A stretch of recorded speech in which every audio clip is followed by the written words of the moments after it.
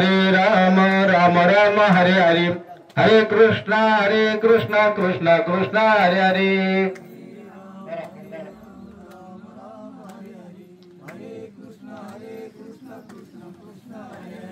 हरे राम राम राम हरे हरे हरे कृष्णा कृष्णा कृष्णा हरे हरे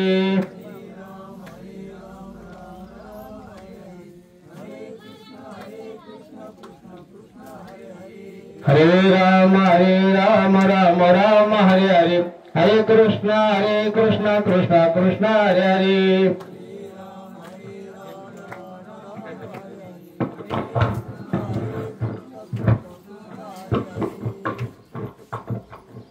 सर्वात पहिली सगळ्यांना विनंती आहे, आता बांधावर बसणं चिंचे खाली बसणं हे सोडून द्या.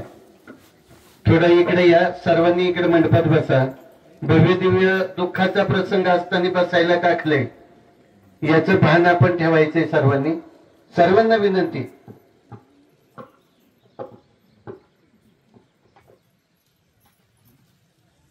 काय होतं, एक चिकटलं का सगळे चिटकत येते. असं नक करू.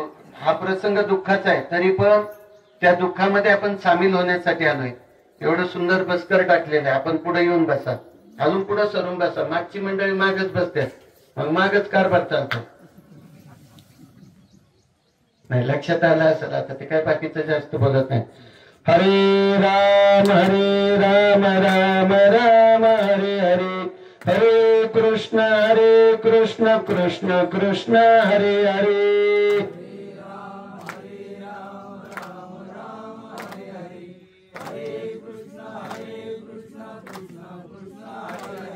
हरे राम राम हरे हरे हरे कृष्ण कृष्ण हरे हरे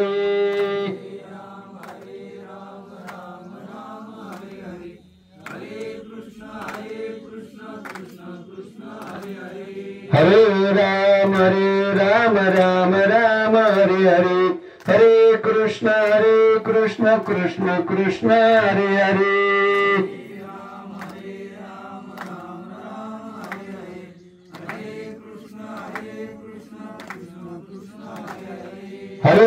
हरे राम हरे हरे हरे कृष्ण कृष्ण हरे हरे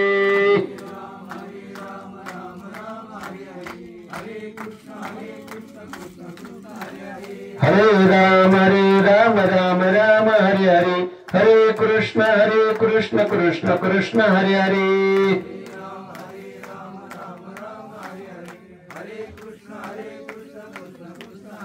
पुंडलीक वरदे हरि विठ्ठल श्री ज्ञानदेव तुकाराम पंढरीनाथ भगवान की जय. माऊली ज्ञानेश्वर महाराज की जय. जगद्गुरु संत तुकाराम महाराज की जय. सब संतन की जय.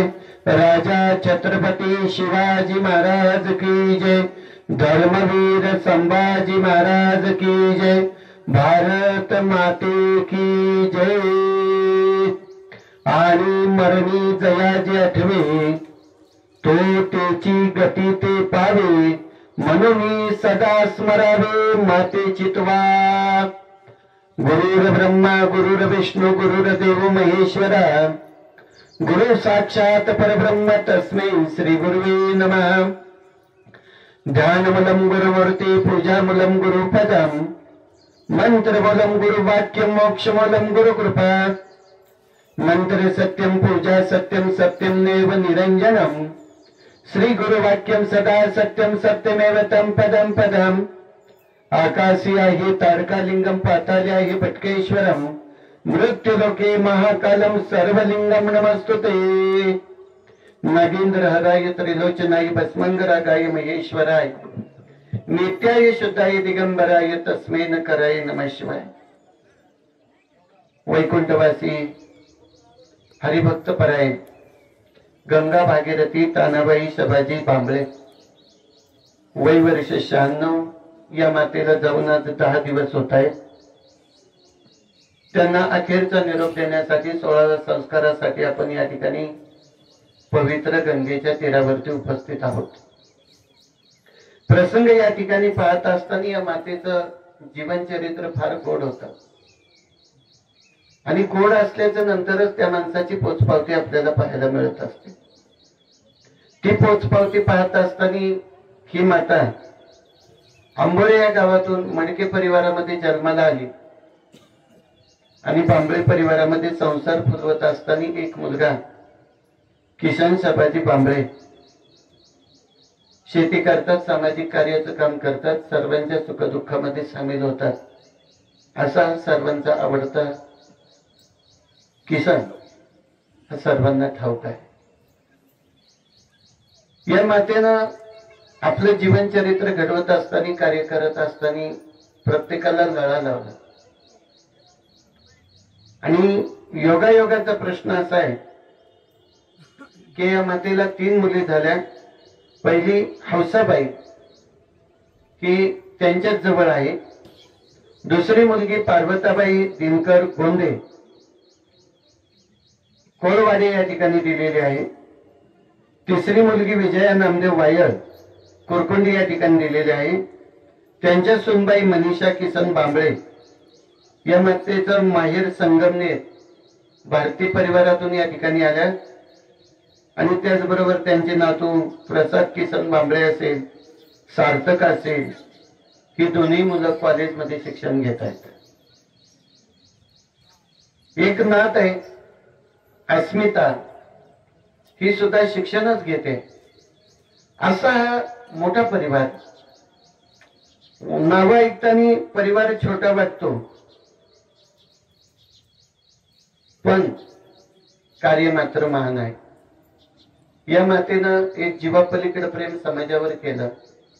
आलेल्या अतिथीला तांब्याभर पाणी देणं, पोटाला भाकरी देणं याच्यापेक्षा वेगळं काहीच नाही. आणि वारकरी संप्रदायाचा वसावारसा असलेले हे कुटुंब आहे. त्यांचे वडील माळकरी होते, म्हणजे या मातेचे मालक सुद्धा माळकरीच होते. आपण आता बोटावर मोजणे इतकी माणसं माळकरी आहेत, पण अख्खं कुटुंब घरदार माळकरी आहे. मला काहीच माहित नव्हतं. बांबळेवाडी सांगितलं, मी म्हणलं वरती टोकावं असेल, पण खाली दरीत उतरल्यावर कळलं नेमकं काय. पण आजचा योग हा वेगळा आहे. तुमच्या भागामध्ये इथं तरी माझी ही पहिलीच प्रवचन सेवा आहे.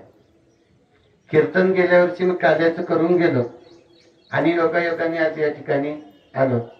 एक मुलगा त्यांचा आईचा शोक घेऊन, आजीचा शोक घेऊन अजूनही चांगल्या अवस्थेत नाही.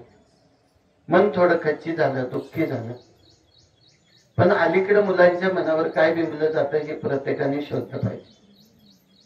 मायबापा, आजच्या योगामध्ये दुसऱ्या महाराजांसारख्या मी कविता करणार नाही. आणि आई आणि बाप हे जीवनामध्ये इतके श्रेष्ठ आहेत, इतके महत्वाचे आहेत का त्यांच्यावर कविता करण्याकरता सरस्वतीला सुद्धा जमलं नाही, तर आपण कोणत्या झाडाची पानं येतो हा विचार आपण केला पाहिजे. पण तुम्हाला त्या कवितेतनं रडवायचं, तुम्हाला त्या कवितेतनं थोडं हसवायचं आणि मन पाकिटावर जोर घेऊन आमच्यासारखी महाराज मंडळी उड्या मारतात, हे त्यातलं मी नाही. आजच्या योगामध्ये, आजच्या दिवसाला, आजच्या टायमिंगला एक पुण्यस्मरण असू द्या, म्हणजे वर्ष श्राद्ध असू द्या किंवा दशक्रिया पिंडदान असू द्या, याच्यात काय सांगितलं पाहिजे? आत्मा आलाय कुठून आणि तो जाणार आहे कुठं, त्या आत्म्याचा प्रवास सांगता आला पाहिजे. ती महत्वाची गोष्ट आहे. जरी जुन्या माणसांना ते ठाऊक असलं तरी पण माझ्या 9 तरुणांना याच्यातून माहिती मिळाली पाहिजे. नाही तर आज दादा खरं सांगू तुम्हाला, ग्रामपंचायतला टेन्शन येतं, जागा भरायला, किरडी बांधायला माणसं कुठून आणायची. म्हणून तर लोकांनी हुशारी केली, स्वर्गाचे रथ खाली आणले. ज्या बापानी, ज्या आईनं आपल्यासाठी जीवाचा आकांत केला, जिनं 9 महिने 9 दिवसाचं वजं वागवलं, ज्या बापानी अतोनात पायात चप्पल न घालता, अंगात कपडे न घालता, अंगात फासलेली कपडे फाटकी तुटकी घालून कवैना आपला संसार फुलवत असताना एक दिवसाची काळजी नाही, आपल्या आयुष्याची काळजी करणारा बाप आहे. तो बाप निघून गेल्याच्या नंतर महाराज जीवनात दुःख आहे, त्याच्यासारखं पुन्हा दुःख नाही. दुसरा विचार जर आम्ही केला तर आई ही एक दिवसाच्या जेवणाची काळजी करते, आयुष्याच्या भाकरीची काळजी करणारा बाप आहे, पण एका दिवसाच्या जेवणाची काळजी करणारी आई आहे. आईची माया वेगळी आहे. आ म्हणजे आत्मा, ई म्हणजे ईश्वर, हे सगळ्यांना पाठ झाले. आता ते सांगून उपयोग आहे?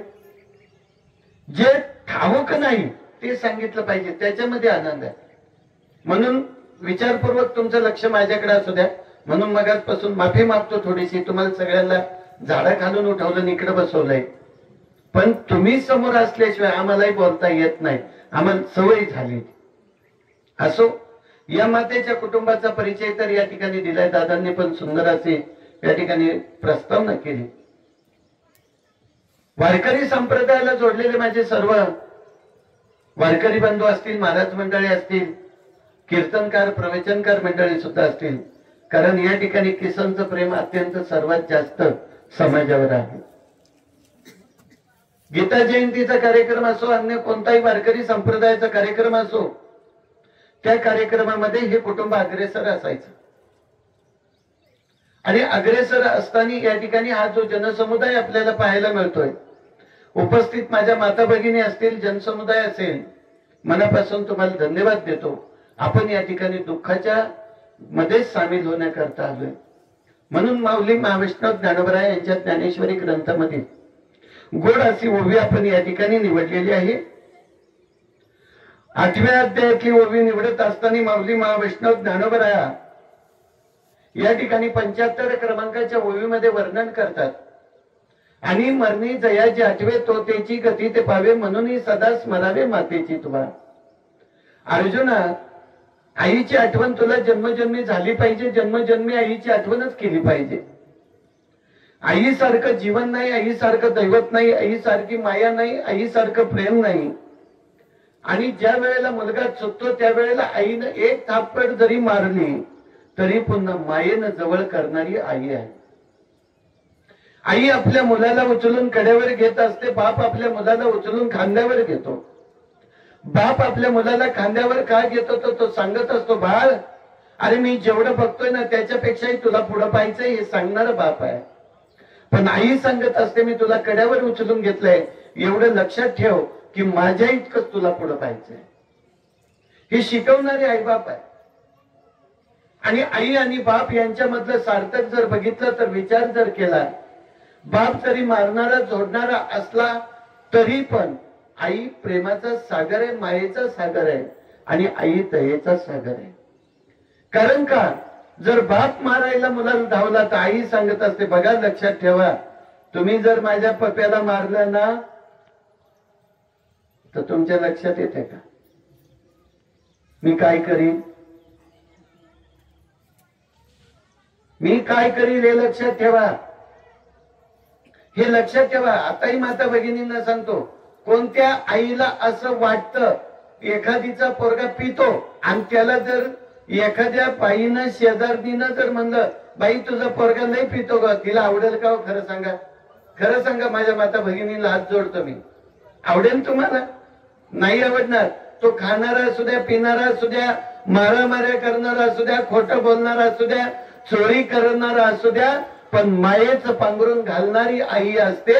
ती आई कधीच त्या मुलाबद्दल वाईट ऐकत नाही. लक्षात येते ना तुमच्या? म्हणून ओवी निवडतानाच या संदर्भामध्ये निवडली. पण माऊली महावैष्णव ज्ञानोबराय लिहितात की बाबाने जीवनामध्ये स्त्री असो अथवा पुरुष असो, या स्त्री पुरुषाचा आत्मा कधी आला हे कधी कुणाला ठाऊक नाही. झाली गर्भाची रचना ठाऊक नव्हते दोघा जणांना माहित नाही हा गर्भ कधी राहिला. पण ज्या वेळेला गर्भ राहिला त्या गर्भामध्ये येत असताना तो आत्माराम आईच्या उदरात कधी आला हे आईला सुद्धा कळलं नाही. जेव्हा 5 महिने पार झाले तेव्हा कळालं, अरे मूल कुठं आहे.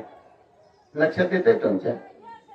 मग प्रसंग हा निर्माण करत असताना त्या आईनं त्या नवजात मुलाला जन्माला घालावं, हाताचा पाळणा करावा, नेत्राचा दिवा करावा आणि त्या मुलाचं संगोपन करावं. रक्तामांसापासून बनवलेलं दूध त्या मुलाला पाजून त्याला मोठं करावं. आज बसलेल्या माझ्या माता भगिनी आहेत, यांनी जरी मुलाला दूध पाजून मोठं केलं असेल, पण या जगतामध्ये एकच असा प्राणी आहे का तो फक्त प्राणी आपल्या नजरेनं आपल्या पिलांचं संगोपन करतं. तिचं नाव आहे कासव. ते कधीच आपल्या पिलांना जवळ घेत नाही, कधी हात मारत नाही, कधी त्याला पाय लावत नाही. पण आपण मायेनं कुर्बान. म्हणून महाराजांनी निर्मिती केली एका अभंगाची. कोण करील बाळा दुधाची उत्पत्ती, वाढवी श्रीपती कोण सवे. प्रसंग सांगितला. या ठिकाणी जर या दुधाची उत्पत्ती झाली पण दूध कसं झालं हे माहित नाही.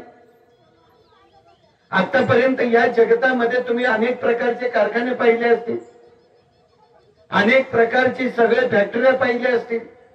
लोखंडासारखं लोखंड करणारे कारखाने आहेत. हुबेहूब तुमच्या माझ्यासारखे पुतळे बनवणारे हुबेहूब कारखाने आहेत. पण माय बापा या कारखान्याने जरी हे पुतळे तयार केले तरी त्याच्यात आत्मारामाने प्राण टाकणारा एकच आहे. त्याचं नाव आहे भगवान, त्याचं नाव आहे देव. आणि देव जोपर्यंत आपल्यात आहे तोपर्यंत अस्तित्वात आहे. माऊली महावैष्णव ज्ञानवरा लिहितात, अरे का ललाटीचे लिहिले मोडे का काही केले, काळे गोरेपण धुतले फेटोनेने, फेटोनेने काळे गोरेपण धुतले का ललाटीचे लिहिले. आपल्या कपाळावर जे लिहिलंय तेच घडणारे, बदल होणार नाही. तुमची आजची रोजीरोटी कुठं लिहिली तिथं तुम्ही जीवाचा आकांत करून तिथं पोहोचणार, तेव्हाच तुम्ही 2 घास खाणार, नाही तर तोपर्यंत खात नाही. ते म्हणाले कसं. पण एखाद्याच्या पाठीमागे लागलेला मृत्यू हा काळ आपल्याला जन्मापासून पाठीशी लागलेला आहे. म्हणून महाराजांनी अभंग केलाय. काळाची आवडी पडेल बा जेव्हा, सोडविना तेव्हा माय बाप, सोडविना बंधू पाठीशी बहीण, शेजेची कामी न दूर राही, सोडविना राजा देशाचा चौधरी, एका चक्र पाणी वाचून या. भगवंताशिवाय आपल्याला कोणी या संकटातून सोडवत नाही. मग संकट कोणतं आहे हो. माऊलीनं ओवी लिहिले, पदरचं काहीच सांगायचं नाही. माऊली सुंदर ओवी लिहितात. ओवी लिहित असताना माऊली सांगितलं, येरवी तरी साधारण उडी आदळली या मरण, जो आठवत तरी अंतकरण त्याची वही जे. होणाऱ्या गोष्टी कधी कोणाला चुकत नाही, पण मात्र आपलं मरण आपल्या पाठीमागं काळ हा उभा आहे. तो काळ उभा असताना आपल्याला एक दिवस जावं लागतं. कोण दिवस येईल कैसा नाही देहाचा भरवसा, या देहाचा भरवसा नाहीये माई बापा हो. मग यासाठी या देहाचा भरवसा जर नाही तर हा आत्मा जन्माला आला, तो जन्माला येत असताना त्याचे विचार काय. मग प्रसंग सांगत असताना महाराज म्हणतात, ऐक प्राण्या तुला सांगतो रे उत्तम नरदे, मायेचा पसारा जगामध्ये आपलं कोण नाही. माय मावशीर काका काकी मनाईला केली, पडेल काळाची गाठ तेव्हा सोडवाय कोण नाही.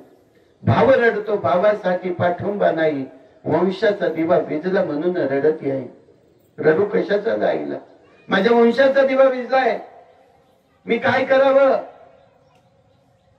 पण प्रसंग वेगळा आहे. या ठिकाणी आईनं जन्माला घातलेल्या मुलाला जीवाचा कांत केला, लहानाचं मोठं केलं. जिच्या हाती पाळण्याची दोरी ती जगाला उतरी, अशी ती एक माता आपल्यातनं निघून जाते. त्याचं दुःख का नाही होणार. आजपासून किसन परिपूर्णतेने पोरका झाला, याचं महत्व आपल्याला कळलं पाहिजे. आणि माई बापा तुम्हाला जाता जाता हात जोडून विनंती करून सांगतो, लक्षपूर्वक ऐका की ज्या वेळेला आपले आई वडील जातात ना, त्यावेळेला आपल्या सर्वस्व घराचा आपला सर्वस्वाचा अंधार पडला जातो. पण लक्षात ठेवा, ज्यांचे आई वडील अजून जिवंत आहेत, माझी हात जोडून विनंती, रोज त्या माता पित्यांचं दर्शन घ्यायला चुकू नका. कारण धन्य माता पिता तयाची पुळी कन्या पुत्र होती, जे सात्विक तयाचं हरिक वाटे देवा. का भगवंताला सुद्धा आवडतं.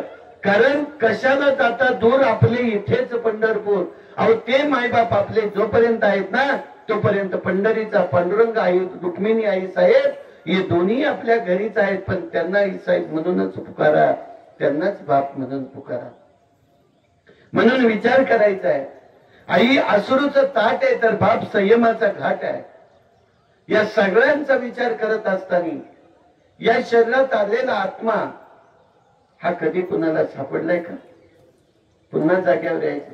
जेवढ्या फॅक्टऱ्या झाल्या त्या फॅक्टरीमध्ये सगळं काही तयार केलं, हुबेहूब पाहिजे ते बनवलं. या मशीन सारख्या, या माईक सारखे अनेक माईक बनवणारे मिळतील, साऊंड सारखे साऊंड बनवणारे मिळतील.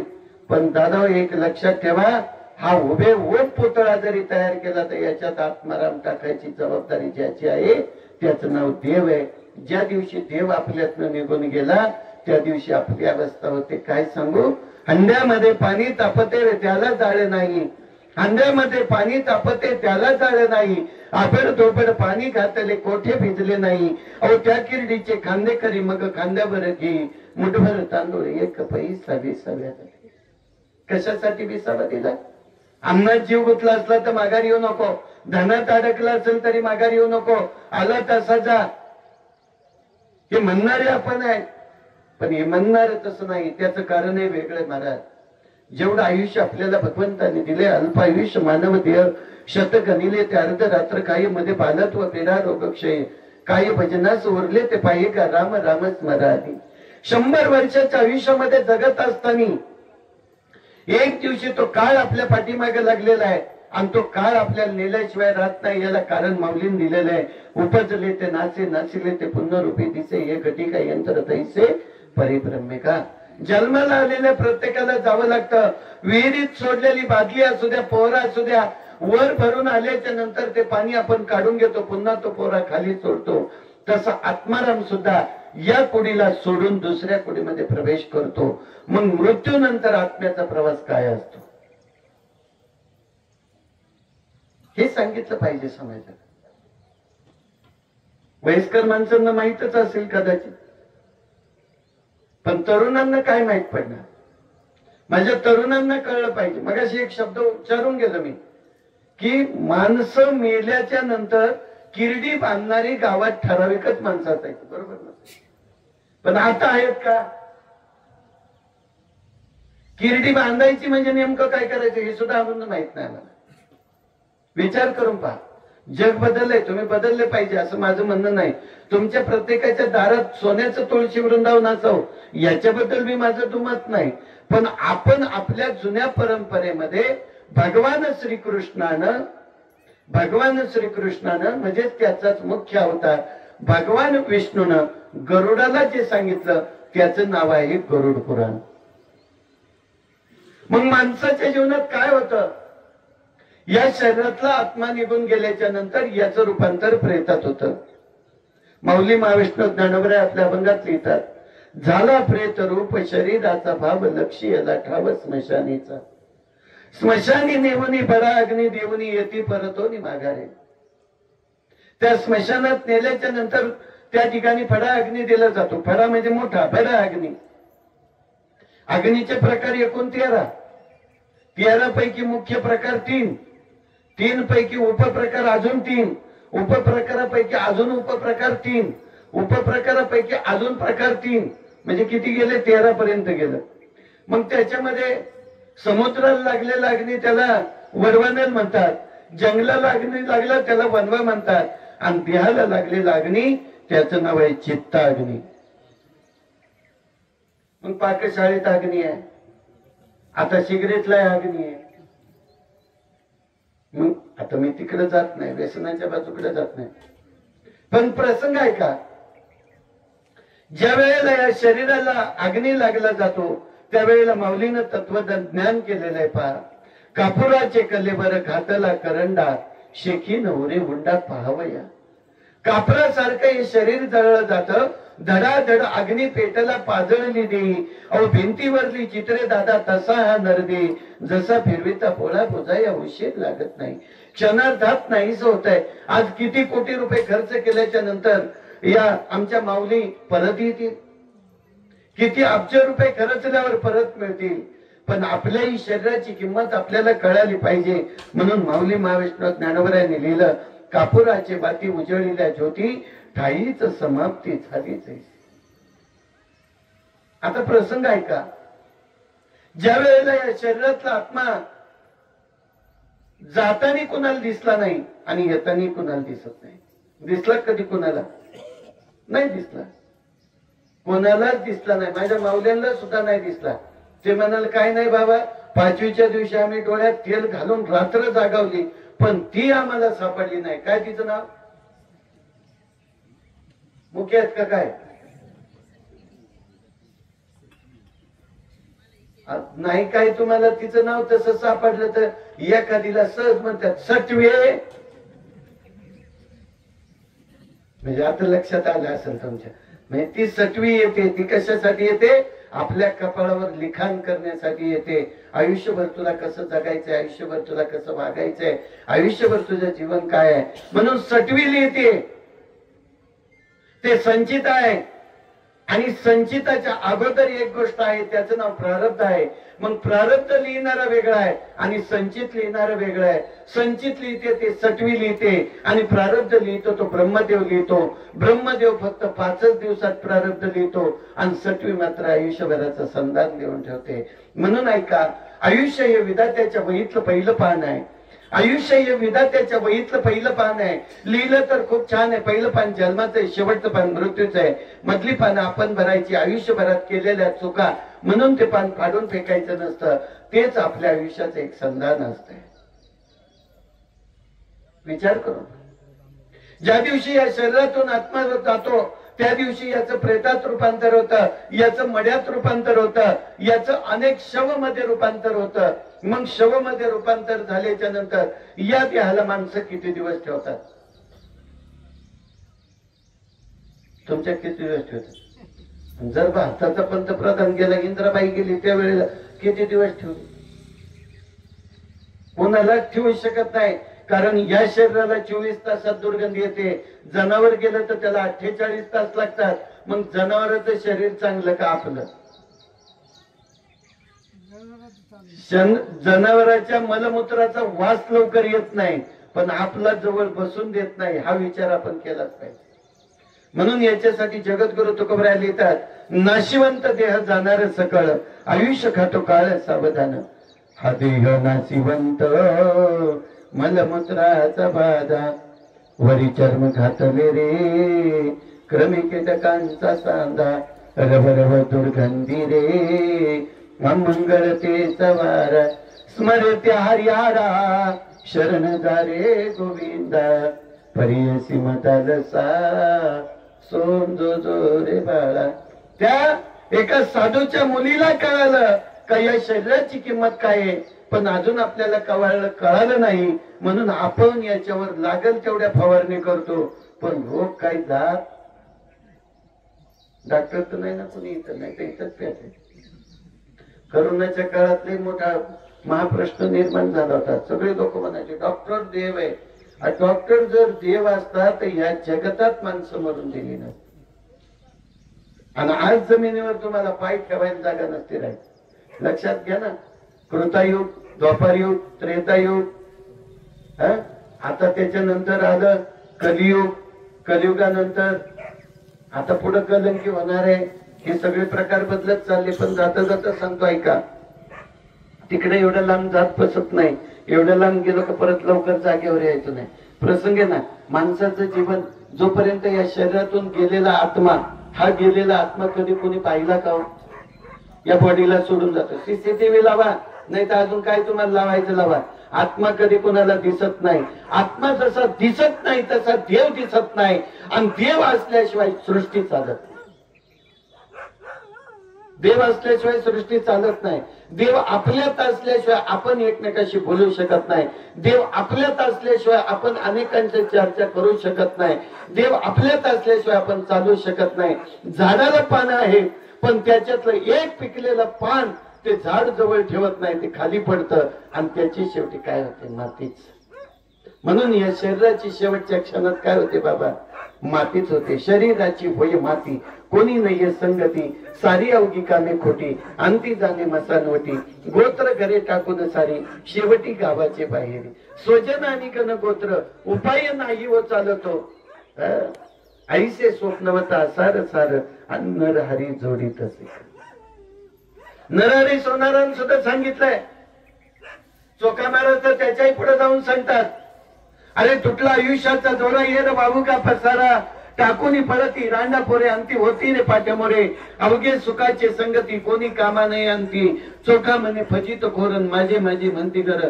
सगळेजण काय म्हणतात? हे घर माझं, गाडी माझी, बंगला माझा, पोर माझी, पैसा माझा. कमावला कोणासाठी? खरं बोलायचं बरं का, खोटं बोलले मेल्यावर डोळे जातील. चुकीचं नाही ना बोलला मी. खरं सांगा मला, पैसा कमवतो कोणासाठी?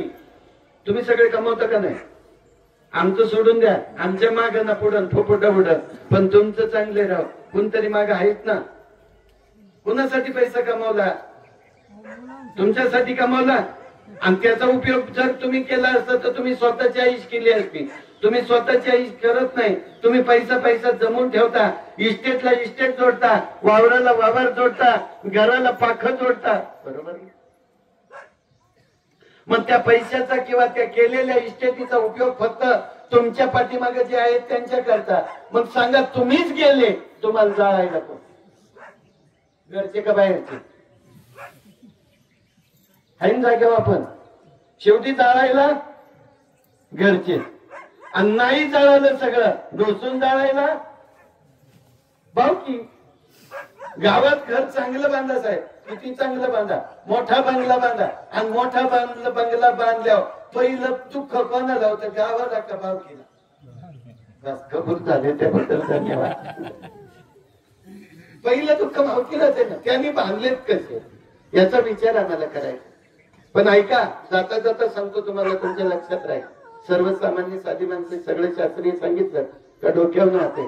पण ऐका, जसं झाडाला पिकलेलं पान पडलं की त्याची माती होते, तसं या शरीराला एकदा रुजवा आला, शरीर जुनं झालं, हे शरीर थकत आलं की या शरीरातून आत्माराम सुद्धा सोडून बाजूला जातो.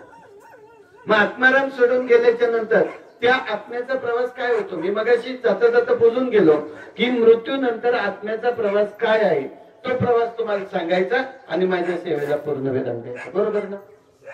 तसं अगोदर नियोजन करताना विनंती सुचवा. नाही तर मी एकदा ते कसं महिलांच्या जात्यावर बसल्या पूर्वीच्या काळात, आता जाती राहिली नाही. पूर्वीच्या काळात जात्यावर बसल्या का त्यांना काय व्हायचं ते कळत नव्हतं. कोणतं गाणं पुढे जोडलं जायचं ते कळत नव्हतं. तसं माझं गणित आहे.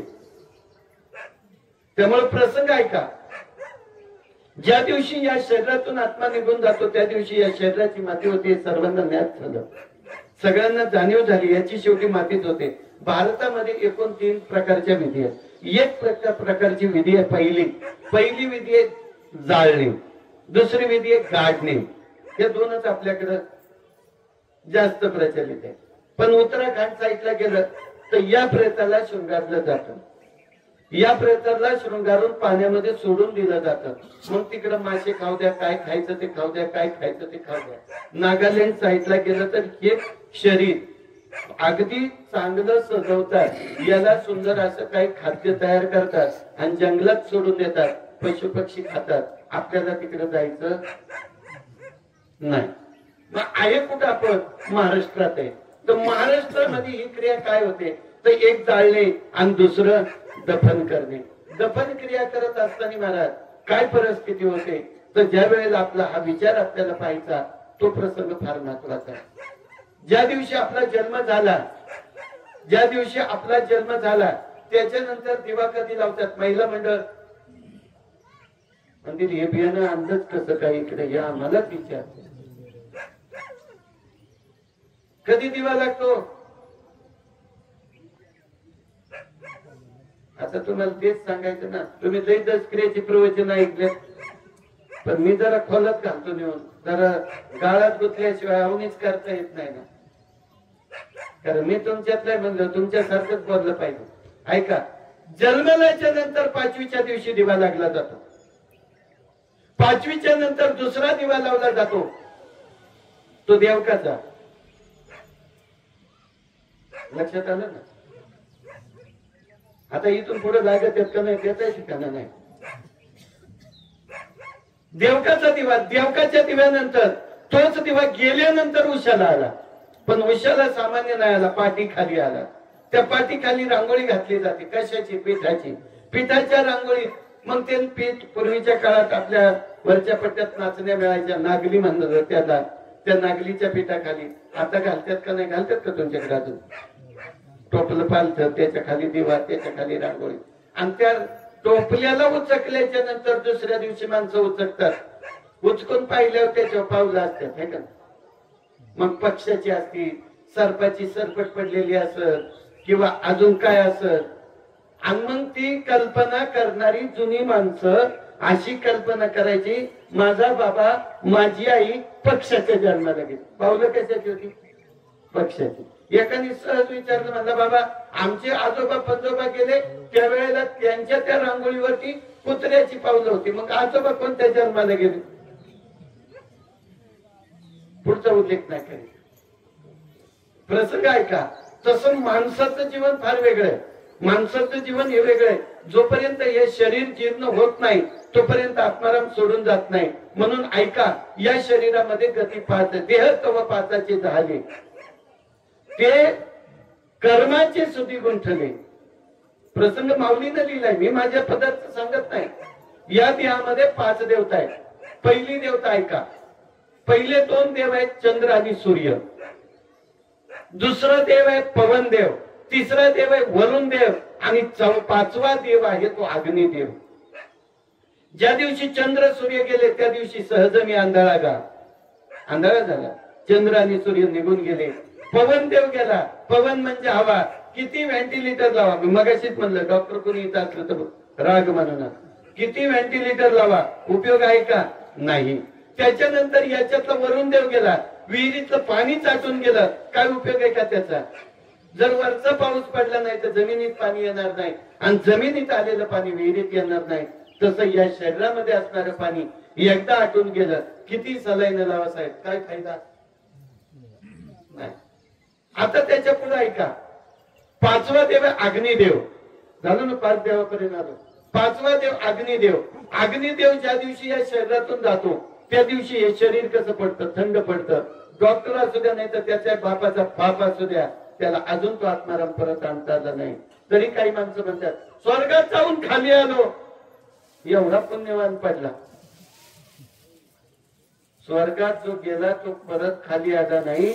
गणपती बाप्पा भगवान शिवाचा पुत्र आहे, पण त्याचं शिर ज्या वेळेला त्या गणाचं छाटलं त्या वेळेला त्या गणाला जे जावं लागलं ते शिर गेलं, ध्रुवजळाला जाऊन अडकलं, परत आणता आलं नाही. म्हणून राक्षसाचं मुंडकं तोडलं आणि त्या गणाला लावलं. त्याच गणाची पूजा आज आपल्या संपूर्ण हिंदू धर्मात प्रथम अग्रस्थानी केली जाते. तो गजासूर नावाचा राक्षस आहे. 30,000 वर्ष भगवान शिवाची तपस्या करीत बसला होता. तेव्हा भगवान शंकर वर देताना म्हणले, काय तुला मागायचं ते माग. त्यावेळेस त्यांनी सांगितलं, या जगात मला पहिला मान पूजेचा मिळाला पाहिजे, सगळ्यात अग्रभागी मी असलो पाहिजे, आणि सगळ्या विद्यांचा मी मुख्य असलो पाहिजे. म्हणून आज तीच परिस्थिती. मग सांगा, तुमच्या लग्नात गण होता का गणपती? बर सुपारीच का? काय दगडाचा ठेवता येत नाही का? चांदीचा ठेवता येत नाही? याला कशाला सन्मान नाही, फक्त सुपारीच्याच गणपतीला सन्मान आहे. कारण सुपारी हे फळ असे का त्याच्यात कोणत्याच प्रकारचे बीज. बस. आता उदाहरण सांगायचं होतं तुम्हाला. आपण जिकडे होतो तिकडेच गेलो पाहिजे. या शरीरातून 5 देवता निघून जाते. 5 देवता आहे, 5 कर्म इंद्रिय, 5 ज्ञानेंद्रिय, 5 भोग इंद्रिय, 5 नाही. म्हणून विचार ऐका, भोग इंद्रियामध्ये तुम्हाला शंका निर्माण होईल, असा शब्द का वापरला गेला? तो मानेपासून वर इंद्रिय किती आणि मानेपासून खाली किती? खाली 2 आहे आणि वर 7 आहे. किती झाले? 9. अंधा हो बंद आहे. 10 इंद्रिय हा बोध आहे, पण तो बंद आहे. मग हे सगळं असताना सुद्धा हे 5 देव आपल्या शरीरात बसले. 5 देव आपल्या शरीरात बसले, तसं आपलं जीवन चरित्र बदललं. आपण सगळ्या गोष्टी क्रियमान करू लागलो. करत असताना महाराज आलो होतो आपण दिव्यापाशी. जागा सोडून देणार नाही. फक्त कधी कधी नेटवर्क बदलावं लागत, नाही तर त्याशिवाय आले मरतीच नाही. लक्षात घ्या. तुम्ही म्हणाल कसं काय? तर याचं उदाहरण देतो तुम्हाला. या दिवा आपण देवा पुढे लावतो. दिवा लावण्याकरता महिला मंडळाची जबाबदारी का पुरुष मंडळी? मुख्य आहेत का काय? तुमच्यासाठी सांगतोय, माझ्यासाठी नाही सांगत. मी पाकिट म्हणून सेवा करीत नाही. मी एक जनतेला, माझ्या समाजाला होणारा बोध आहे, तो बोध घातला पाहिजे. दिवा कोण लावतं घरात? घरात दिवा पुरुष मंडळी लावतात, महिला नाही लावते. काय ना कशी अवस्था आहे. म्हणून ते याच्यासाठी लोक बांधा बांधा लागतात. नको घेणे देणे विचारते ते. दिवा लावला जातो देवापुढं. देवापुढं दिवा का लावला जातो माय बापा? देव अंधारात आहे म्हणून. देव स्वयंप्रकाशित आहे, त्याला प्रकाशमान करायची गरज नाही. फक्त तो दिसत नाही. प्रकाश रूप असलेला भगवान परमात्मा, त्याच्या पुढे दिवा का लावायचा? हे देवा, ही माझी आत्मज्योत तुझ्या पुढे अखंड तेवत राहू दे म्हणून तुझ्या पुढे दिवा. दिव्याला 5 रोग येतात. पहिला रोग ऐका, दिव्याचा पहिला रोग आहे. पहिला रोग कोणता? दिव्यातलं तेल संपलं दिवा जातो. दिव्यातलं तेल संपलं दिवा जातो. माणसाची अवस्था, माणसाचं आयुष्य संपलं. माणूसचं दिव्यातलं तेल शिल्लक आहे पण वाद संपले. माणसाचं आयुष्य शिल्लक आहे पण मधीच आघात झाला, गेलं. अजून ऐका, दिव्याला दुसरा एक रोग येतो. कोणता? हवा लागली तरी दिवा जातो.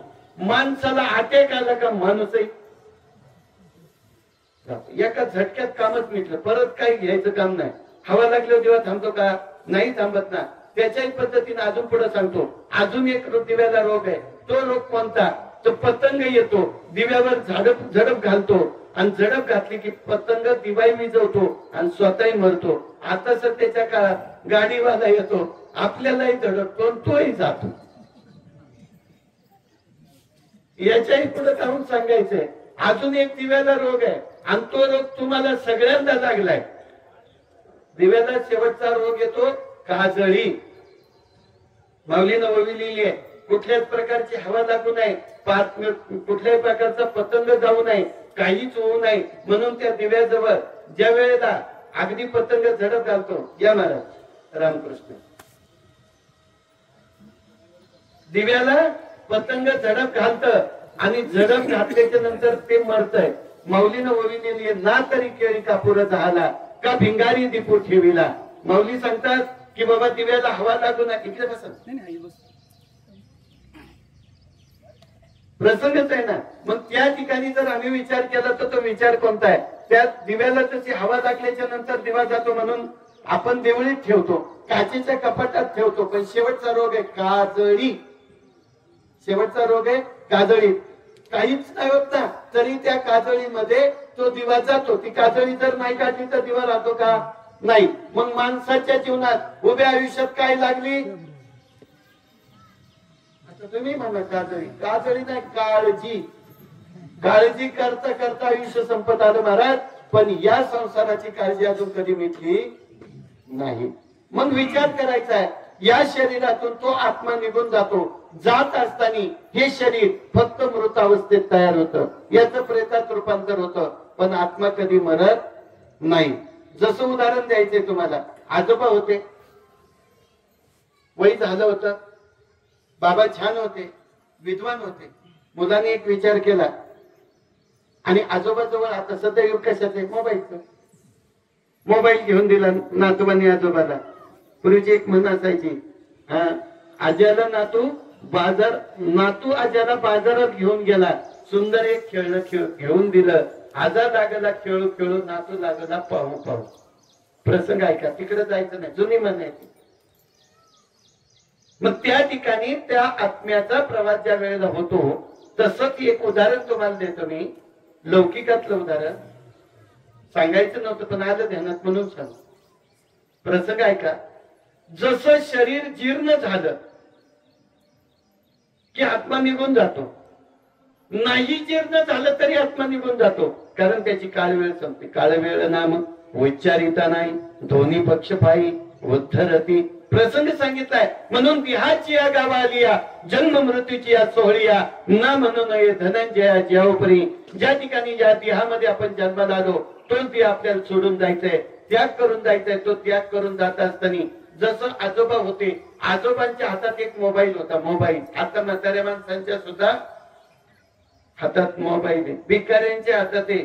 तो एक भिकारी दुसऱ्या भिकाऱ्याला म्हणतो, कंच्या गल्लीत आहे, तो म्हणतो तुझ्या शेजारच्याच बाजूला. आणि खोटं बोलल्याचं एकमेव साधन. माय बापू ऐका, त्या मोबाईल मध्ये बटन खराब झाली होती. बटन मुंबई सारख्या शहरामध्ये नातू कामाला होता, नातवाने एक मोबाईल आजोबाला आणला. 20,000 रुपयाचा मोबाईल दिला. मोबाईल दिल्याच्या नंतर आजोबांनी तो घेतला. आजोबा म्हणाले, अरे खूपच छान आहे, पण हा चालवायचा कसा? चालू करून दिला.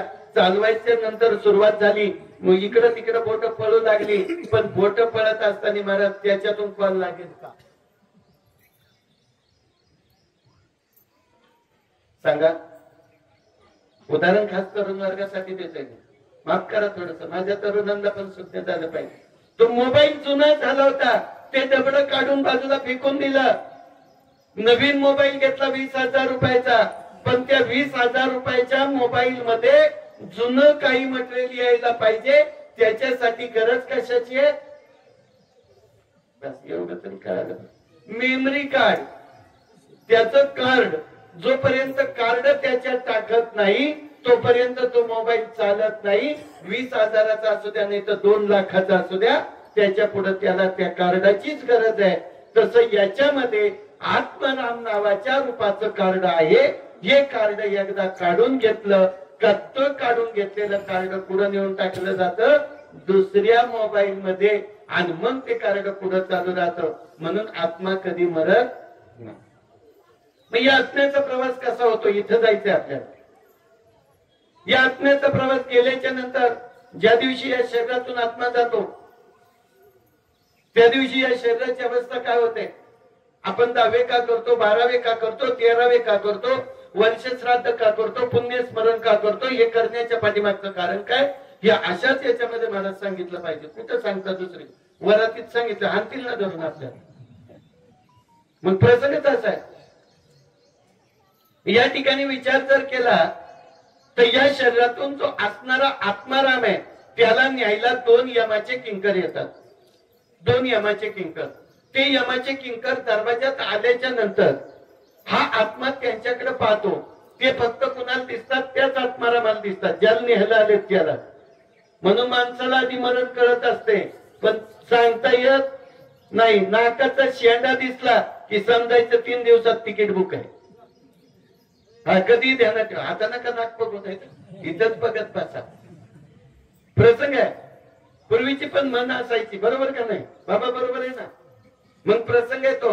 तो प्रसंग या ठिकाणी नाकाचा शेंडा दिसला की त्याला मरण जवळ आलेलं आहे. आणि मग ते मरण जवळ येत असताना याचा विचार काय करायचा? त्या आत्म्याला नेण्यासाठी 2 यमाचे किंकर असतात. ते दारात असतात. त्यांची केस लांब लांब असतात, अंगावर केस असतात, नख लांब लांब असतात. हो, अकराळ विक्राळ चेहरा असतो. आणि त्या अकराळ विक्राळ चेहऱ्याला पाहिल्याच्या नंतर हा आत्माराम त्याला पाहून घाबरतो. हा आत्माराम त्याला पाहून घाबरतो आणि ओरडायला सुरुवात करतो. ओरडायला सुरुवात करतो, पण त्याच्या मुखातनं आवाज बाहेर पडत नाही. मग आधी काय जाते? वाचा का जीव? आता एवढे कळ नका. आधी वाचा जाते, त्याची वाचा बंद होऊन जाते. त्याला काहीच बोलता येत नाही. ते काही हा करीत नाही, हो करीत नाही. पण त्याला भीती वाटलेली असते. शेवटी ते जवळ येतात, इतके जवळ येतात की त्याला फासा टाकणार. त्यावेळेला ते मलमूत्राचा त्याग करून बाजूला. लक्षात? मलमूत्राचा त्याग होतो. तदनंतर या आत्म्याला ओढत ताडत घेऊन जातात. 24 तासासाठी याला स्वर्गात नेतात. म्हणून आपण लिहितो स्वर्गवासी, लिहितो कैलासवासी, लिहितो वैकुंठवासी. ज्याचं जसं पुण्य असेल तसं त्याची पद्धत आहे. लक्षात घ्या. मग या पद्धतीनं तो त्याचे जीवनचरित्र करत असताना त्याला 24 तासासाठी घेऊन जातात. जात असताना त्याला एवढ्या व्यातना करतात, एवढ्या व्यातना करतात की परिश्रम होतो. कारण त्याच्या पाठीमाग सर्प, विंचू अनेक काही. आणि जेवढे पिंड खाल्ले तेवढे पिंड तिथं उभेच असतात ना. तू स्वतःला मारायला. मग माऊलीनं ओवी लिहिले, पिंड पिंडाचा ग्रासू हा नाथ संकितेचा दंशू. प्रसंग सांगितला. ते पिंडाला खायला, त्या आत्म्याला खाण्याकरता ते सगळे जीवजंतू झटतात. त्यावेळेला हा रडतो, अरे इतका व्याप करतो, इतका व्याप करतो. शेवटी तिथं जाऊन परमात्म्याला सांगतो, देवा चूक झाली आयुष्यात, पण आता करणार नाही, मला परत सोडा. ते यमाचे किंकर परत आणून त्याला सोडतात. आणून सोडल्याच्या नंतर त्याला ती कुडी पायरत पाहायची असती, ती कुडी त्याला मिळत नाही. 24 तास होऊन गेलेले असतात. त्याला त्या कुडीत परत प्रवेश करता येत नाही. आलो इथं मग तोपर्यंत कुडी आहे का शिल्लक तिथं? मांडल्या तीन गवऱ्या पाणी ठेवले लवलाई. हो दिलं सगळं उरकून झालं आणि उरकून झालं. महाराज विचार करायचा आहे. तो आत्मा तिथे येतो. तो म्हणतो माझी पूर्वीचा वृक्ष नाहीये. हा पूर्वीचा वृक्ष इथं दिसत नाही. मी कुठे जाऊ? त्यावेळेला ते यमाचे किंकर बाजूला जात नाही. ते तिथंच असतात. आता जाण तुला कुठे जायचं म्हणजे माझा आत्मा माझी कुणी तर नेऊन टाकली. माझं घर सोडून दिलं. म्हणून एका संतांनी लिहिले सुंदर माझे घर गडारे रचिले अति मनोहर 9 महिने पाय भरोनी केला से आकार. याला आकार दिला पण तो आकार दिल्याच्या नंतर तो आत्मा त्या ठिकाणी जागा मिळत नाही. त्याला घर दिसत नाही. तो त्या घरामध्ये राहत होता. त्या घराच्या पुढं आणि पाठीमाग 3 दिवस फेऱ्या घालतो. आपण दुसऱ्या दिवशी किंवा तिसऱ्या दिवशी एक विधी करतो. त्या विधीचं नाव काय? सावडण्याची क्रिया. कधी करतात तुमच्या? दुसऱ्या दिवशी सावडण्याची क्रिया केली जाते. तोपर्यंत तो आत्मा त्या घराच्या पुढं माग पाहत असतो. पुढं माग पाहिल्याच्या नंतर तिथून त्या आत्म्याला ज्या वेळेला आपण सावडण्याची क्रिया करतो त्यावेळेला एक पिंड दिला जातो. तो पूर्वीच्या काळात पिंड दिला जायचा. बाबा पिंपळाच्या पानावर दूध आणि गोमित्र आणि शेण ठेवलं जायचं. आता पिंपळाची पानं मिळती नाही. लोक नागिलीची वापरतात. बदललं ना सगळं. खरं त्याला त्या कारण आहे पिंपळाच्या पानावर ते दूध आणि गोमित्र आणि शेण हे पद्धत ठेवली जाते. पहिलं खाली शेण ठेवतात. त्याच्यावर नागेलीचं पान. त्याच्यावरती गोमित्र आणि दूध घातलं जातं. म्हणजे तो भोग त्याला दिला जातो. तिथून पुढं त्या घरात मग मला सांगा ज्या घरातला आत्मा जातो त्यावेळेला 3 दिवस ते घर कसं असतंय? आहे का तिथं काही शांतता, काही समाधान? काही नाही. फार सुन्न पडलेलं असतं. खिन्न म्हणजे प्रसन्नता ही कशी राहत नाही. 3 दिवसानंतर तो आत्मा तिथून प्रवास करतो. गावामध्ये जे जुनाट पिंपळाचं वृक्ष आहे त्या वृक्षाच्या झाडावरती 7 दिवस राहतो. 7 अधिक 3 बरोबर किती झाले? आणि मग आपण दावा कधी करतो? 10व्या दिवशी. मग दावा स्थिर आहे का अस्थिर आहे? स्थिर आहे. दावा स्थिर आहे का अस्थिर आहे? गुटीचं लगीन आहे परवाच्या दिवशी. आजच घ्या उरकून दावा. तो स्थिर नाही. आपल्याला जसं पाहिजे त्या वेळेला तो दावा आपण करून घेतो. 10 दिवसाच्या आत एखाद्या वेळेला अडचण आली तर तो म्हणतो 11व्या दिवशी. पण 11व्या दिवशी किंवा 10व्या दिवशी दावा झाला त्यावेळेला 10व्याला पिंडदानाला कागद स्पर्श होतो. कागद स्पर्श होत असताना त्या ठिकाणी 4 प्रकारचे प्राणी आपल्याला न्यायला येत असतात. आणि यमराजा सुद्धा येतोच. पण आपल्याला कळत नाही. तुम्हाला जाता जाता सांगतो जर कावळा शिवला नाही तर काय होते? माणसाला दुःख वाटतं. नाही कावळा शिवला तर पूर्वीच्या काळात काय आणायचे? गायी. पूर्वीच्या काळात गायी आणायचे. गायी नाही भेटली तर आता काकांनी नवीन नेम काढून टाकलाय दर्भाचा कावळा. तो दर्भाचा कावळा म्हणजे दर्भ सामान्य नाही. तो दुर्वास ऋषी आहे. त्या दर्वास ऋषीचा हा कावळा करून त्याला स्पर्श केला जातो तेव्हा त्याला मुक्ती प्राप्त होते. मुक्ती प्राप्त करून घेण्यासाठी त्याचा पुढे विचार करायचा. अजून एक जीव येतो पहा. त्याला लोक दगडी घालू लावतात. त्याचं नाव कुत्रा. त्याचं नाव कुत्रा. त्याच्यावर दगडी घालतात. मग सांगा धर्मराजा स्वर्गाला गेला त्यावेळेला त्याच्या बरोबर सोबत कोण आलं होतं?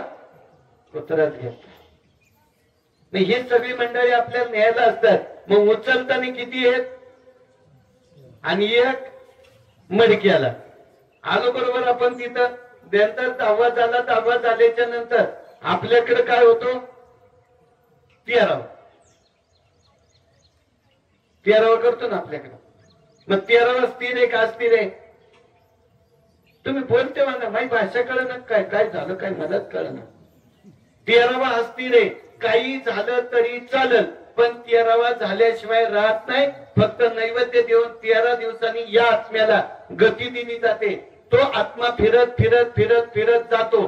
पण जाताना त्याच्या पाठीमागे लागलेले यमाचे किंकर त्याला सोडत नाही, त्याला ओढत ताडत वैतरणी नावाच्या नदीच्या तीरावर नेतात. कुठं?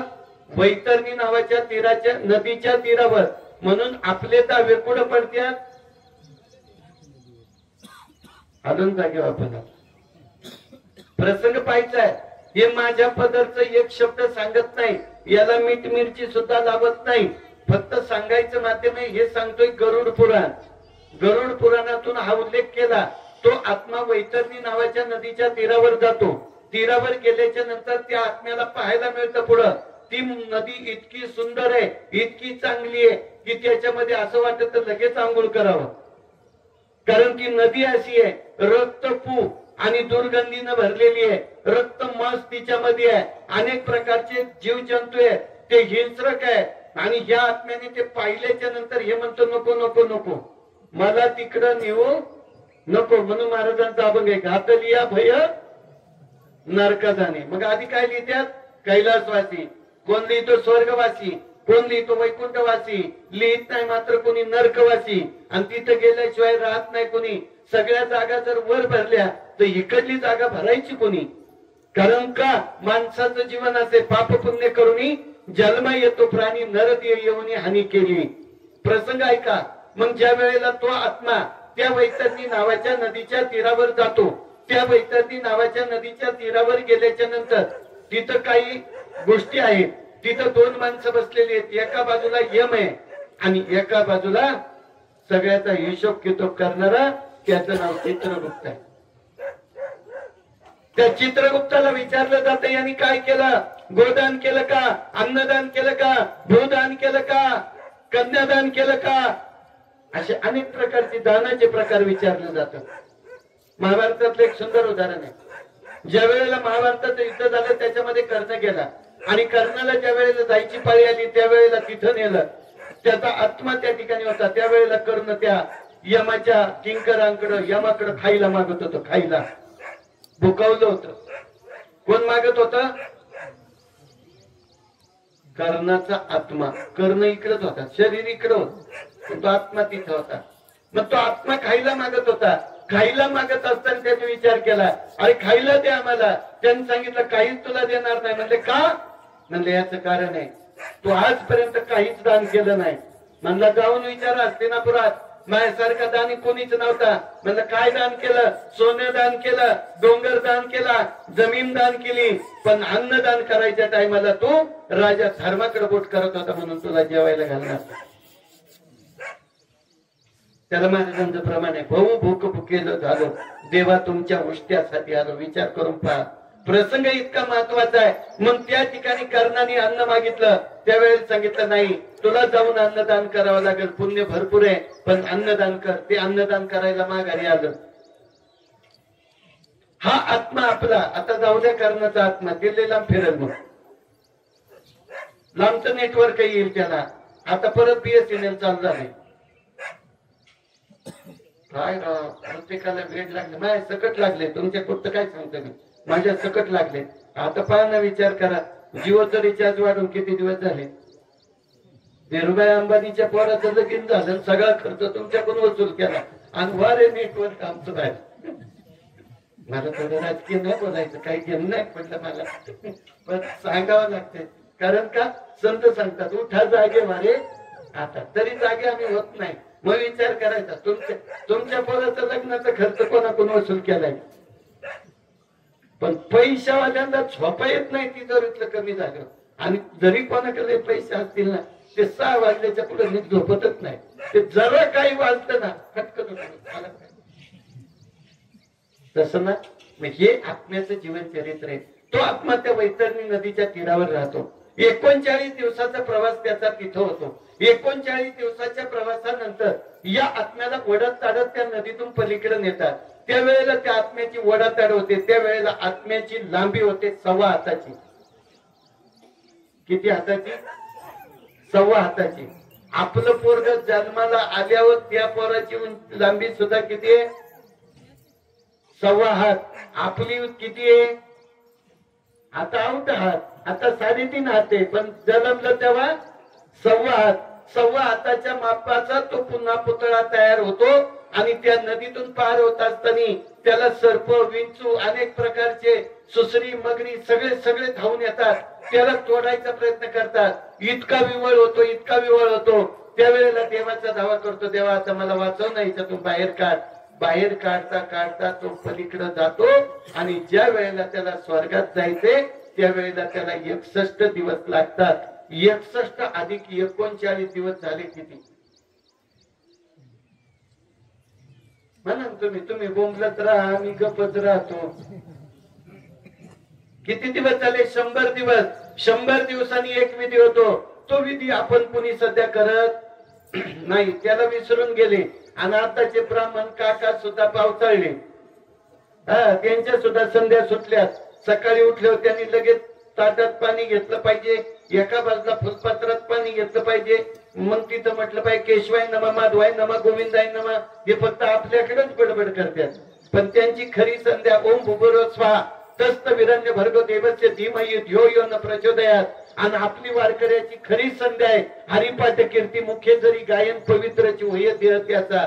या देहाला पवित्र करायचा असेल तर हरिपाठ केलाच पाहिजे, काकडा केलाच पाहिजे. पण ते सध्या वेळ नाही भेटत, धावतं पळतं जग आहे. पहा प्रसंग इतका 39 दिवस अधिक 61 दिवस, एकूण 100 दिवसाचा प्रवास झाला. 100 दिवस ज्या वेळेला होतात त्यावेळेला 100 दिवसांनी या आत्म्याला पुन्हा विचारलं जातं तुझ्या जीवनात तुझी इच्छा काय. त्यावेळेला तो सांगतो मी आता ह्या खूप नरक यातना भोगलेल्या आहे, मला फक्त आता स्वर्गात भगवंताजवळ जाऊ द्या. त्यावेळेला स्वर्गात जाण्याकरता म्हणजे तुला एक श्राद्ध घालावं लागल. त्या श्राद्धाचं नाव आहे भरणी श्राद्ध. हे भरणी श्राद्ध 100 दिवसांनी होतं. 100 दिवसांनी भरणी श्राद्ध झालं की त्या आत्म्याचा प्रवास सुरू होतो आणि मग तो स्वर्गाला जातो. स्वर्गाला पोहोचल्याच्या नंतर त्या ठिकाणी गेल्याच्या नंतर सांगतात तुझं काही पुण्य शिल्लक राहिलेलं आहे, तुला कुठं जायचं असेल तर जाऊन ये म्हणून खाली फिरून येतं, पुन्हा येतं आणि वर जातं. जाताना मात्र गतीनं जातं. गतीनं गेल्याच्या नंतर त्यावेळेला तो खाली येतो ना तेव्हा आपण त्याला करतो वर्ष श्राद्ध. तेव्हा करतो आपण त्याचं वर्ष श्राद्ध. आणि वर्ष श्राद्ध झालं म्हणजे या आत्म्याला परिपूर्णतेने मुक्ती मिळाली. मग आता परत पुन्हा विचार करायचा आहे हा आत्मा 24 तासात दुसऱ्या कुडीत कसा प्रवेश करत असत. मग याचा प्रवास काय असेल पुन्हा कधी योग आल्यावर बघू. सगळं एकदम सांगायचं म्हणजे मी काय मुक्त घेतलंच नाही ना, कारण बरेचशी मंडळी तिकडलं उरकलंय का नाही तर मी बोलतच राहील. तुम्ही तरी सांगा ना उरका म्हणून. प्रसंगच इतका महत्वाचा आहे. म्हणून महाराज जीवनामध्ये हा आत्म्याचा प्रवास खूप सुंदर आहे. या आत्म्याच्या प्रवासाला हा आत्मा कधीही मरत नाही, फक्त या कुडीतून त्या कुडीत जातो, दुसरी कुडी प्रवेश करतो. म्हणून 184 योनी कोटी कोटी फेरा तेव्हा लागे वारा मानवाचा. मग या ठिकाणी मनुष्य जन्म हा शेवटचा जन्म नाही, हा शेवटचा जन्म माणसाचा आहे. याच्यानंतर माणूस कुत्र्यात रूपांतर आहे आणि कुत्र्यात रूपांतर झाल्याच्या नंतर पुढच्या गती वेगळ्या वेगळ्या आहेत. म्हणून जसं जसं हलवत त्यात पाहना. तुम्ही म्हणाल काय कुत्र्याचं उदाहरण दिलं, अहो तुम्ही आम्ही सुद्धा काय कोणत्या जन्माला जाणार आहे. मेलं आताच नाही, गेल्यावर आपण कोणत्या जन्माला जाणार. सगळेच जण कुत्र्याच्या जन्माला जाणार आहे. तुम्ही म्हणाल हे कुठून शोधतात. पाहिजे तर तुमच्याकडे प्रत्येकाचा मोबाईल आहे, गरुड पुराण सर्च करा. इकत तर काय कुणी आणायला जाणार नाही, पण त्याच्यात पहा या आत्म्याचा प्रवास काय होतो. आणि नंतर पहा ना आता तुम्ही म्हणा मी पण तुमच्या बरोबर कुत्र्याच्या जन्माला जाणार, कुत्र्याच्या जन्मात. तुम्ही म्हणाल कसं काय, तुम्ही तर महाराज आहे, तुम्ही कसे काय जाल. पण आमची कॅटेगरी बदली, महाराजांची आमची बदली. आम्हाला देवाचं नाव तरी कळत. मग काहींचं कसं असेल काहींचं कसं असेल ते ज्याचं त्यांनी ठरवा. उदाहरण जाता जाता देतोय, थोडक्यात माफी मागून देतो. खालच्या स्तरात नाही यायचं, पण जाता जाता सांगतो. ज्या वेळेला तुम्ही जाणार तुमचा आत्मा कुत्र्याच्या रूपात जन्माला जाणार. पण काहींचा आत्म्याचा काही आत्मा असा असतो पहा रस्त्यावर आपण कुत्री बरीच पाहतो ना, काही कुत्र्यांना घरदारच नाही. ह्याच्या घरात घुस त्याच्या घरात घुस, याने हान त्याने हान, ऐका ना मार खाऊनच त्याला बाहेर निघायला लागतं. आणि काही ज्यांनी भगवंताचं भजन केलंय ती एखाद्या घरात चांगले राहतात. आणि चांगले राहतात तिथं त्याची खाय प्यायची व्यवस्था चांगली आहे, कारण त्यांनी पुण्यच तसं केले. खाय प्यायला चांगले त्याला काही काळजी अजिबात नाही, टेन्शन नाही. आणि काही कुत्र्यांची अशी हालत आहे महाराज आमच्यासारखी नाही. आतापर्यंत तुमच्यावर घेतला, आता मग आमच्यावर नको घ्यायचं. त्याचं कारण असे, आम्ही भगवंताचं भजन आयुष्यभर करत आलो, आम्हाला कुत्र्याचा जन्म मिळणार आहे. पण आम्ही एखाद्या श्रीमंताच्या घरात कुत्र्याच्या जन्माला जाणार आणि श्रीमंताच्या घरात गेलो होतो आमची ठेप ठेवणार, रोज साखळी बांधणार, लय उद्योग केले, चल आता आमच्या सोबत, ते बाहेर फिरवून आणणार, अशा अनेक प्रकार करणार. त्यावेळेला आम्ही बी त्याचा शोध सांगणार, बघ कुठे बॉम्ब ठेवलाय तुला सांगायला चालू, चल आमच्या. लक्षात घ्या, आम्ही बी त्याच मार्गातून जाणार आहे, प्रत्येकाला त्याच मार्गाने जायचंय. तुम्ही आम्ही जाऊ, मागे कोणी न राहती, मागे कोणालाही राहायचं नाही, प्रत्येकाने जायचंय. म्हणून ज्या वाटेने आपण आलो त्या वाटेने जात असताना जन्माचा दिवस आणि मृत्यूचा दिवस सारखा आहे. श्रावण महिन्यासारखा योग असताना या माऊलीला जावं लागलं. त्याच श्रावण महिन्यामध्ये योग असताना एवढं सुंदर कार्य घडत आहे महाराज. असं हा चातुर्मास चालू आहे आणि चातुर्मासामध्ये मरण महत्वाचं आहे. दुसरं एक उत्तरायण चालू असेल त्यावेळेला मरण महत्वाचं आहे. कारण भीष्माचार्य सुद्धा बाणाच्या टोकावर 113 दिवस विवळत पडलं होतं. पण विवळत पडत असताना सुद्धा त्या ठिकाणी सांगितलं भगवंता, अरे उत्तरायण कधी लागायचं, मला उत्तरायणच मरायचंय, कारण इच्छा मरणे होता. आपण इच्छा मरण कधीच मनात प्रगट करू नका. आपला कालचा दिवस कोणता भरोसा, कोणती वेळ याचा भरोसा नाही. म्हणून काळ वेळ नाम, काळा वेळाचा विचारच करायचा ना आपल्याला. म्हणून मायबापा या माऊलीनं केलेलं प्रेम होतं, त्याबरोबर या किसननी समाजावर केलेलं प्रेम आहे. अनेक वारकरी संप्रदायामध्ये गेल्यानंतर महाराज मंडळींचं सुद्धा या ठिकाणी आगमन झालं. अधिक काही कार्यकर्ते मंडळी या ठिकाणी आहेत. काही गावचे पोलीस पाटील असतील, काही गावचे सरपंच असतील, ग्रामपंचायतचे सर्व विद्यमान सदस्य असतील, त्याचबरोबर अजून बाकीचं जर बघितलं बचत गटाच्या माझ्या माता भगिनी असतील, त्याचबरोबर अजून इकडे जर बघितलं विविध संस्था पतसंस्था सर्व अधिकारी पदाधिकारी सुद्धा या ठिकाणी असतील, सदस्य असतील. याच विश्वामध्ये कोणीच असं मान्यवर आहे नाही असं नाही, सगळे मान्यवर आहे. वारकरी संप्रदायाला जोडलेले माझे सर्व वारकरी मंडळी असतील. अगदी मनापासून या ठिकाणी या माता माऊलीनं अगदी आपलं जीवन चरित्र घडत असताना 96 वर्षाच्या कालखंडामध्ये तिला जावं लागलं. याचाच अर्थ असा आहे किसननी आणि त्यांच्या आजीच्या सुनबाई म्हणजे किसनची मंडळी यांनी मिळून त्यांची केलेली सेवा, नातवांनी केलेली सेवा, म्हणून ते आज आयुष्य एवढं 96 वर्षाचं त्यांना लाभलं. आल्याबरोबर विचारलं वय किती होतं, असेल 100. म्हणलं बोर्डावर लिहिलंय 96. म्हणले काय आलं तसं टाकून दिलं. म्हणजे पूर्वीच्या काळात जन्मतारखा कोणाच्या कोणाला पाठ नव्हत्या, पण पूर्वीची माणसं जास्त काळ जगत होती. आताची माणसं जास्त काळ जगत नाही साहेब. जाता जाता सांगतो, ज्या बापानी जन्माला घातलं त्याच बापानी मुलाला खांदा द्यायची पाळी आज या समाजात येऊन पोचली. हे वाईट वाटते. म्हणून याच्यासाठी हा विचार करायचा. त्या गेलेल्या माता माऊलीचं जीवन चरित्र वारकरी संप्रदायाला जोडलेली होती. कावळा शिवू द्या नाही शिवू द्या, पण भाग्य तिचं थोर आहे. पंढरीचे वारकरी ते अधिकारी मोक्षाचे, मोक्ष प्राप्तीचा एकमेव मार्ग असेल तर वारकरी संप्रदायात तुळशी माळ गळ्यात घाला, तुळशी माळ गळा, गोपी चंदन टिळा, हृदय कळवळा, वैष्णवांचा कळवळा निर्माण करा. पांडुरंगाच्या जवळ जा आणि त्याची पवित्र माळ तुळशीची गळ्यात घाला. मरता मरता का होईना पण माळ घालूनच मारा. एवढं जाता जाता सांगतो, झालेली प्रवचन रूपी सेवा भगवंताच्या चरणी तुम्हा सर्व संत मायबापांच्या चरणी समर्पित करत असताना मी माझ्या अखिल भारतवर्षीय अवधूत बेज बारापंत योगी महासभा नाथ संप्रदायाच्या वतीनं खेड, आंबेगाव, जुन्नर त्याचबरोबर संगमनेर या सर्व विभागातील वारकरी बांधवांच्या वतीनं भावपूर्ण श्रद्धांजली रूपी प्रवचन सेवा भगवंताच्या चरणी तुम्हा सर्व संत मायबापांच्या चरणी समर्पित करत असताना जगतनित्या परमेश्वराला विनंती करतो, हे प्रभू, या मातेनं तिच्या आयुष्यामध्ये जे काही सुख भोगलं ते सुख भोगत असताना तुका म्हणे एक मरणाची सरेन उत्तमाची उरे कीर्ती मागे. ती कीर्ती मागे ठेवली, या समाजामध्ये पोचपावती निर्माण करून ठेवली.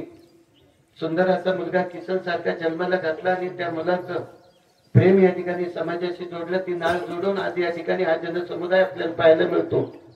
म्हणून बांबळेवाडीचे सर्व ग्रामस्थ असतील त्यांच्या वतीनं भगवंताच्या चरणी भावपूर्ण श्रद्धांजली रूपी प्रवचन सेवा समर्पित करत असताना जगतनेत्या परमेश्वराला विनंती करतो की या मातेला तुझ्या चरणाजवळ जागा दे आणि माझ्या प्रवचन रूपी सेवेला पूर्ण विराम देतो. तर या ठिकाणी सर्वच मंडळी श्रद्धांजली वाहणारी नसतात. ठराविक मंडळी फक्त श्रद्धांजली वाहतात. पण आपण या ठिकाणी आलो याची पोच पावती म्हणून त्या भगवंताचं केलेलं भजन आणि हाताने वाजवलेली टाळी ही खरी श्रद्धांजली. विठ्ठल विठ्ठल विठ्ठल विठ्ठल विठ्ठल विठ्ठल विठ्ठल पुंडलिक वरदे हरी विठ्ठल श्री ज्ञानदेव तुकाराम पंढरीनाथ भगवान माऊली ज्ञानेश्वर महाराज जगद्गुरु संत तुकाराम महाराज सर्व संतन की जय.